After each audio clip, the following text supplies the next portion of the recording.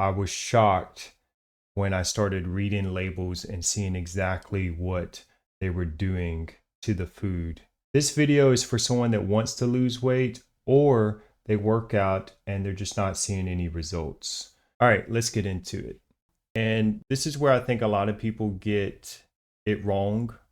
Just because it's the same size doesn't mean it's the same amount of calories. For example, if you're looking at a candy bar, it may not be that big. So you're thinking, well, this isn't a lot of food. I should be fine. But they're not flipping back and looking at the label. And so here's a visual example that I came up with. One grilled chicken tender, which is half a chicken breast, 67 calories. One candy bar is 250 calories. So you could actually eat 3 chicken tenders and only have 201 calories. And here's the big one. When you eat a candy bar, you're still hungry afterwards. Whereas if I eat a bunch of chicken, I'm full, I'm satiated, I'm not craving any other foods. And what you're going to see is a lot of this processed food where they put sugars in, they trigger cravings. So you don't just eat one candy bar, you want to eat something else and something else. And that's where you end up getting in a calorie surplus without even knowing it. You're thinking you're not eating that much, but you're eating foods that are packed with calories. A good rule to go by with the fats is if you're not seeing any results, cut your portions on the fats. So if you go somewhere and they give you guac, just cut it in half. The amount they're giving you, the portions are way more than what you actually need. And that's one thing I learned during this cut is the amount of food I thought I needed is way more than what I need to be functional and fit. Next slide. Here's how the labels trick you. When you're looking at items, you really need to be looking at the total sugars. And here's the trick. Most people look at calories and they see that big number. I have a degree in graphic design and I can tell you what they're doing here. Calories is put big and bold. They're using hierarchy to catch your attention and they're making the part they want you to see big and bold and the part you don't want to see really small. If you look, it says 110 calories per serving. Most people just see that and don't think anything of it. Now, if you look more into it, you'll see, well, how many servings is in the container? And they got it really small, it says 75. So if we take 110 times 75, that's 8,250 calories in one bag. I don't know about y'all, but I used to love candy and eat it all the time. I could eat that so quick in one sitting. That's so many calories. That's like 4 days worth of calories that you could be eating in just one sitting. And so this is how they get you, this is how they trick you, and this is how it creeps up. Here's another good example is like ice cream. Ice cream's a big one where they put so much sugar in the food. So if we're looking at this one, 21 grams of sugar per serving. It's got 3 servings. The total sugars is 82 grams of sugar total. So this one little pint that you could eat very easily is 990 calories. After you eat this, you don't feel full. If anything, you want to eat more. You really got to pay attention to this stuff. And what I would say is anything where they're adding artificial sweeteners, additional sugars, you really want to avoid it because this is how the food goes from probably it would have been low calorie, but once they've added those sugars, the amount of calories in this food is insane. So speaking of foods to avoid, I'll give you an example. So I love sauces. I love putting sauces in bowls, making my food taste better so it's not dry. Problem is, a lot of these sauces, they put sugar in them. So here's an example where in barbecue sauce, it's loaded with sugar. And again, what you're going to see is what they're going to show is, so it says 60 calories per serving. Well, how many servings is in here? It's saying 127 servings in this bottle of barbecue sauce. That's 7,620 calories, y'all. Meanwhile, I could grab some hot sauce that doesn't have sugar in it, and it's 0 calories. So if you're going to put sauces and you're looking for ways to be very smart about where your calories come from, find a sauce that's 0 calories. You still get the benefit of adding some flavor to your food, but you're not getting it from that. Again, I could put all that barbecue sauce on my food, but the barbecue sauce isn't satiating. If anything, it activates those cravings where you want to eat more. And there's just so many calories in it. It's just not worth it. Next slide. So here's another trick is you do not want to drink your calories. So here's an example of where I pulled up Coke. One Coke can, that's 140 calories. Most people drink a lot of soda, and this is just an easy one. It's a sleeper, right? So you see 140 calories, you think, oh, that's not much. But if you're drinking multiple sodas a day, you go out and eat, they don't give you a soda can. They give you this huge jumbo cup full of soda, and you might drink that, eat your food, and then you go back for a refill. So before you know it, the amount of calories just from that one meal from what you drank could have been your total calories almost in a day. So if you're going to have something to drink, what I would recommend is any drink with no sugar. The only exception I would make for drinking your calories are these two instances. One is you're having a protein drink.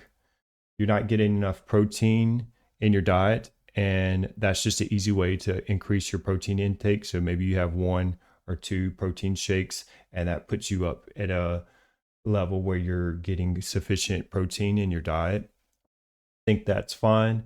Also, if you're going to have a drink that's high in calories and carbs and sugars, it better be timed where you're about to do something very physical, like a workout, and you're going to burn it off, right? So it doesn't make sense to have a soda and then sit down where you're not burning any calories. So it just stays on you. I think that's what happens most of the time. Someone has a soda and they go and they're either sitting at a desk, sitting in a car, playing video games, whatever it is, they're having the soda and their activity is very low. If you're going to have a drink that's high in sugar and carbs, it needs to be timed when you're about to do something very physical and you're going to burn through those carbs and you're using it for energy for the activity. More foods to avoid. A lot of people won't like this, but when I say don't drink your calories, here's another one: alcohol. A lot of people are weekend drinkers or, pretty much alcoholics. They drink an insane amount of alcohol and they have like a beer gut. Their body fat's pretty high. They're getting most of their calories from their drinks. I would say a big issue with this is not only from all the negatives that come with alcohol, but also what normally happens when someone drinks a bunch, especially late at night. The later they stay out, they get hungry, they get the munchies. So not only are you drinking a bunch of extra calories, you end up eating another meal that you didn't need. This is how a lot of people very quickly get in a calorie surplus where they're just drinking a lot of calories and it's not being burnt and it just stays on them, and that's how they're gaining weight. Next slide. Foods to avoid. So I know a lot of people that live off energy drinks. Any kind of caffeine you want to have early in the day where you go through it, versus if you're having it late at night, it's really going to affect your sleep. Immediately your heart rate at night is going to be higher. It's just not good for the heart and sleep. If you're going to have it, be smart about it. Have only one. I recommend the sugar-free one because it's way less calories. On this chart, it's saying it's 5 calories compared to 110 or 120 calories. Next slide, we're going to talk about satiating foods. These are the foods that I've been eating on my weight cut, and they have helped me feel full. Here are examples of healthy options for your macros. For protein, I recommend chicken, beef, whey protein. You can get these small protein shakes that aren't that high in calories. And then you can also get Greek yogurt. For your carbs, you're going to look mostly at rice, potatoes. I like sweet potatoes, but any potato is fine. Also, you can get carbs from bananas, blueberries, and it depends if you have a gluten tolerance. For me, I don't, so I enjoy having bagels, but I'm very smart about when I eat my carbs. So here's one thing I learned. If I eat a lot of carbs and then immediately I'm sitting down, I will become lethargic and sleepy and I'll have brain fog. Versus if I time my carbs before a workout, I end up using that energy and I'm totally fine. So be very mindful of when you eat your carbs. In the morning, I'm doing a lot of sitting and I'm working behind a desk. So I want to spend that time fasted. I don't want to eat a bunch of carbs and then sit and try to focus for long periods of time.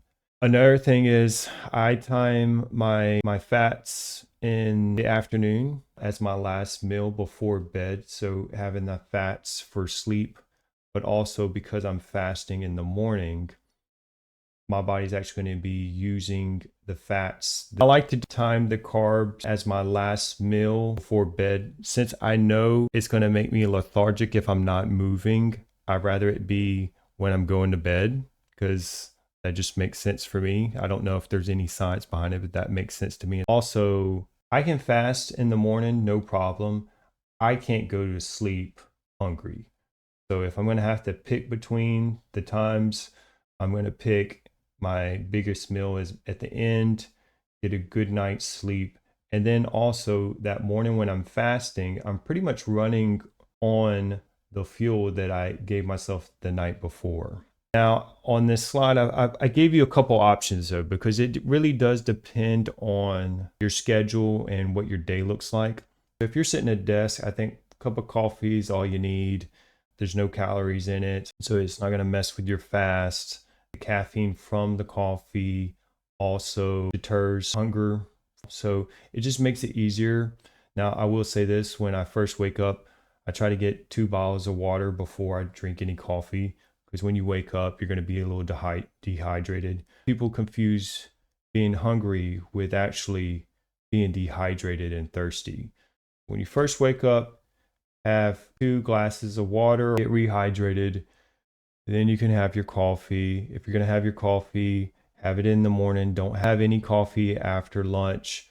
If you do, it's going to mess with your sleep.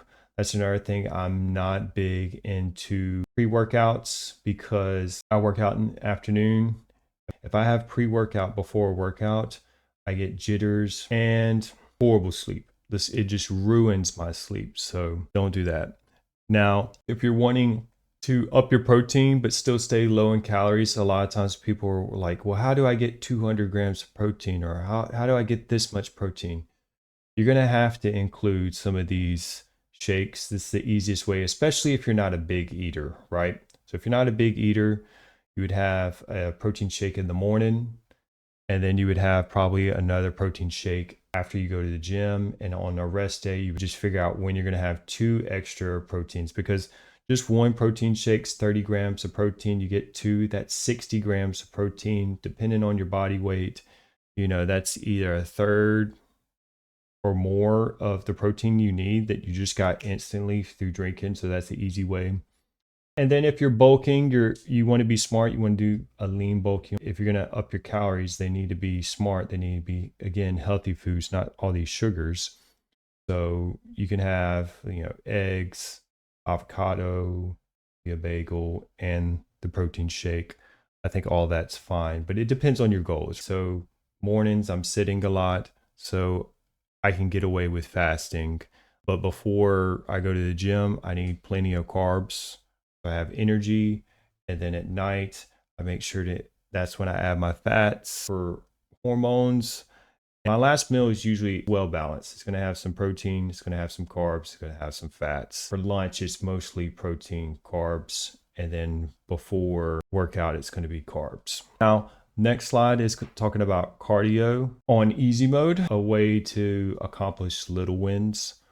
Walking after every meal. How much can it help? Well, research show a 10 to 15 minute walk after meals can lower blood glucose by 10 to 20% compared to sitting. If you've noticed, when you have a big meal and you're sitting, you're thinking, man, I'm feeling very lethargic. Get up, go for a walk. If you do this, that feeling goes away. In some studies, a post-meal walk reduced insulin level up to 30% compared to sedentary control. Even a 2 to 5 minute of light walking can help, though benefits are smaller. I think the main goal is when you eat, just make it a habit to go for a walk. I remember being a kid and my parents taking us to the mall. We would eat at the mall. And afterwards, I'm like, we got to walk this off. And it's weird looking back, thinking on it. I used to do that as a kid. I used to say, hey, we need to walk this off. And we go walk around and look at all the shops. And I always just felt better walking after eating. So that's easy mode. That's just like a little win that if you're not doing this, you should be doing it and you'll see benefits, especially with your blood glucose. All right, so advance. This is the tough one. This is a really tough one, especially if you don't live in a city where you get to walk a bunch. Your lifestyle isn't around walking. Most people that have a life where they're sitting a lot, what happens is they wake up, they get in the car, they're sitting. They get at work, they're sitting. Then they get back in the car, they're sitting. And then they might go to the gym if they're lucky for an hour. So you're active for 1 hour, but then you get back in the car, you're sitting. Then you get home, you're sitting, you watch TV and you eat and you go to bed. That's a lot of sitting and no walking. So you really have to figure out how do you incorporate more walking in your schedule. 10,000 steps a day. I would recommend trying to split it up. What was happening with me was I would get off work and I'd have maybe 2,000-3,000 steps if I'm lucky. And so now I got to get 7,000 to 8,000 steps. So I would have to, on the days I'm not going to the gym, go to a track and just walk for like over an hour, maybe an hour and a half to finally get these steps. Or if I went to the gym, that means I'm having a walk afterwards. And by the time I get home, it's late. It's just not ideal. So trying to figure out any way you can get those steps early in the day. So by the end of the day, you're not going to spend as much time walking. So here's the benefits to the 10,000 steps, which is roughly 4.5 to 5 miles, depending on stride. I'll leave these slides up for you to read. I'm not going to go through all of them. A lot of people say this. I can tell you based on my personal experience, it is true. All right, this is cardio for experts. So this is 12,000 steps or more. If you have a lifestyle where you're sitting a lot, this is going to be difficult. What I found was on the weekends when I'm not working, that's when I can kind of play catch up. Yesterday was Sunday and I was actually able to get 12,000 steps. I told myself, you know what? I'm going to go out and I'm going to go walk, put on a podcast. I got my steps in and I felt really good about myself. And then I got on the scale and correlation body fat dropped again, which was awesome because I'm getting close to the end of my weight cut and I want to do a video on it. And so I really want to get even better results. And so my steps, they got to go up. So that's a big goal of mine this week is get more steps than ever because I'm seeing body fat drop the more I walk. Next slide. Are you overtraining? This is a serious question. So let's say we've addressed the diet part of why you're not losing weight. You fixed it where you're not getting all these calories from processed food and artificial sweeteners. There's a guy in my gym. Every time I go, he is there. I watch him. He's lifting heavy. he's training hard, but he looks the exact same physically he's looked for the past 2 or 3 years. And a lot of this I would attribute to his diet. His body fat percentage is really high. So either, I'm not going to make assumptions, but either he's making one of the mistakes we've brought up, right? So he's either drinking his calories, or he's getting a lot of sugars in his diet, or maybe he's eating way more fats than he needs to. Either way, what it looks like to me for him is his diet. I guarantee if we looked at what he's eating, that's where he's messing up, and that's where he's not seeing physical gains. Because I guarantee he's probably getting stronger, right? But he doesn't look aesthetic. And I think a lot of that's going to be on his diet, and where they're tricking you with the foods. And so you're thinking, oh, I'm eating healthy. But then you don't know, they just put in all this sauce and sugars. Now you're eating way more calories than you need to. Here's a couple questions to ask about overtraining and you're not seeing results. I used to make a huge mistake of overtraining. I'd be in the gym for an hour, 2 hours, doing excessive amounts of reps and going almost every day and just looking the same for a long time. Now I actually spend the least amount of time, but the intensity is way more higher. I'm lifting heavier than ever. And I feel like I've looked the best I've ever looked just by dialing back. If you're training a lot and not seeing results, you might be overtraining. So lower the volume, focus more on heavy lifts instead of the quantity of reps, and include more rest days for growth. Most muscle growth happens when you're resting. I'm shredding for the summer. If you want to see my progress and how that's going, follow me and subscribe. We'll see y'all next time.